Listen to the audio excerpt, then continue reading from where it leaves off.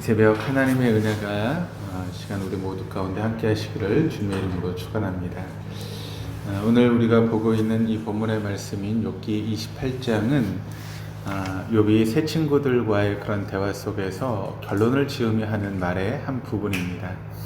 1절에서 11절까지는 땅의 모든 것들은 그 출처를 알 수 있다라고 하는 그런 말이고, 12절에서 22절까지는 정말 알고 싶은 지혜는 그 출처도 가치도 알지 못함을 고백합니다.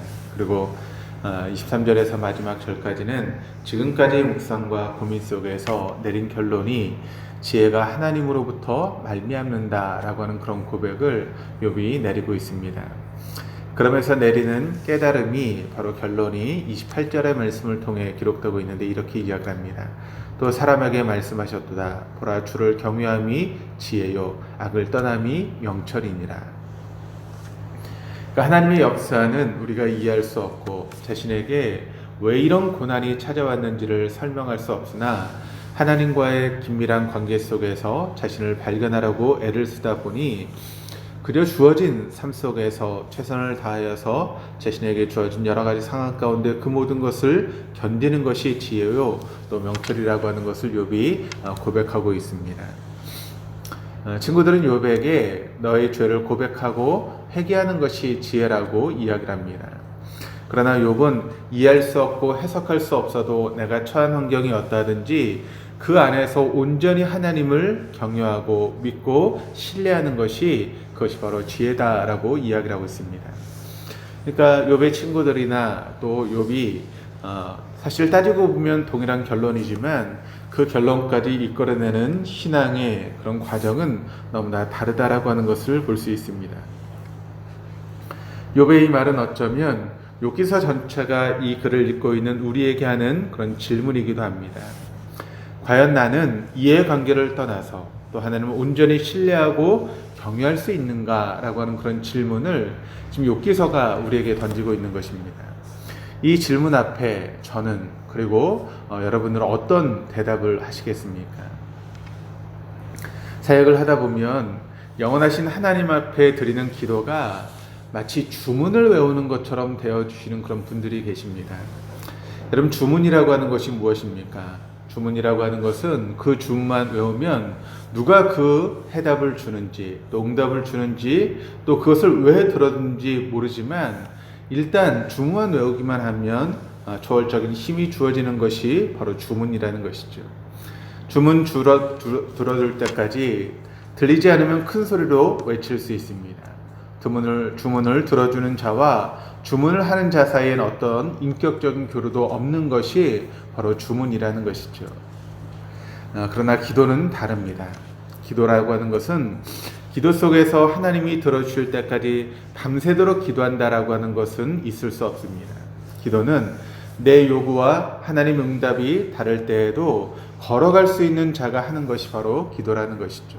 그리고 그 깊이 차이를 발견하고서 하나님께서 나를 조정할 수 있는 것이 바로 기도이기에 기도 안에는 고집이라고 하는 것이 있을 수 없다는 것입니다. 그러니까 내가 기도하지만 하나님께서 그 기도를 듣지 않으시고 또 원하시지 않는다면 그 기도를 하나님 안에서 조정하고 또 하나님 원하시는 대로 기도를 이렇게 이끌어가는 것, 조정해 나가는 것, 그것이 바로 기도라는 것입니다.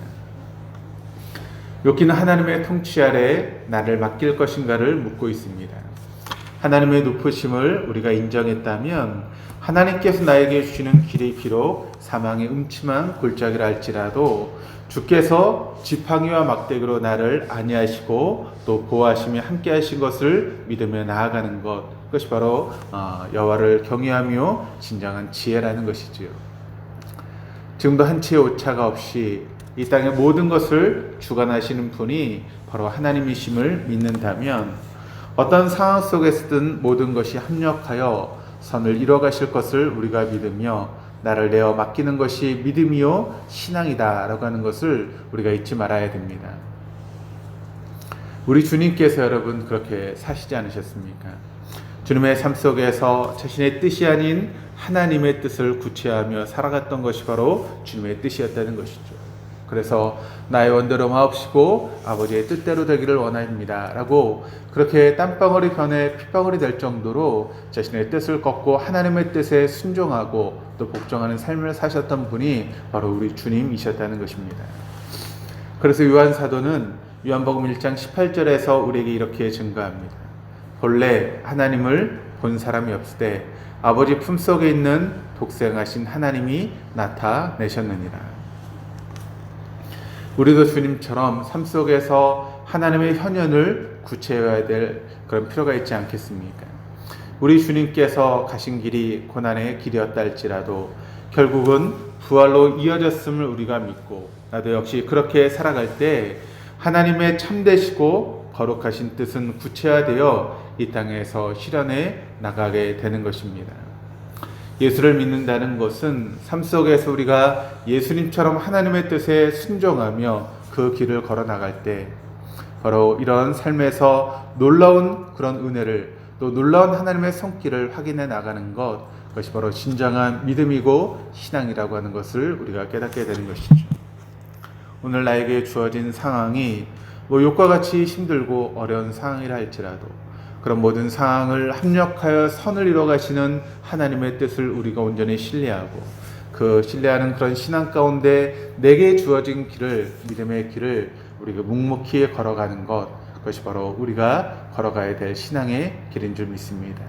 이런 신앙의 길에서 우리를 인도하시고 합력해 선을 이뤄 가시는 놀라운 하나님의 뜻을 발견하고 만날 수 있는 저 여러분의 삶이 될 수 있기를 주님의 이름으로 축원합니다. 기도하시겠습니다. 사랑의 하나님, 이 시간 우리의 기도를 점검해 봅니다. 주문처럼 외워왔던 우리의 기도를 돌아봅니다. 하나님의 크시고 위대하신 사랑과 은혜대로 되어기를 원한다고 고백했지만 사실 우리가 구한 것은 내 고집과 이기심이었던 것 같습니다. 내 삶을 통해서 드러나는 것은 하나님의 현현이 아닌 나의 왜곡된 자아였습니다.